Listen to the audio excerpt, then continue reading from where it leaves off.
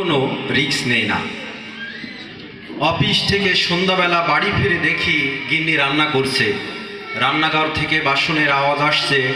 আমি চুপি চুপি ঘরে ঢুকে পড়লাম। কালো রঙের আলমারি থেকে বোতল বার করলাম। নেতাজি ফটো ফ্রেম থেকে আমায় দেখছেন, কিন্তু এখনো পর্যন্ত কেউ কিচ্ছুটি টের পায়নি, কারণ আমি কোনো রিস্ক নেই না।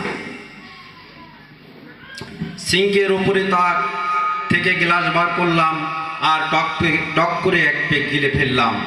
গিলাস ধুয়ে ফের আলমারিতে তাকের উপর রেখে দিলাম। বোতলটাও আলমারিতে রেখে দিলাম। নেতাজি মুচকি হাসলেন। রান্নাঘরে উঠে দিলাম, দেখি গিন্নি আলু কাটছে, কিন্তু কেউ এখনো কিচ্ছুটি টের পায়নি, কারণ আমি কোনো রিস্ক নেই না।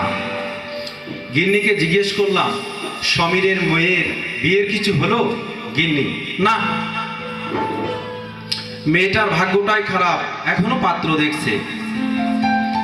আমি আবার ঘরে গেলাম। আলমারি খুলতে গিয়ে এবার অবশ্য একটু শব্দ হলো, তেমন কিছু নয় অবশ্য।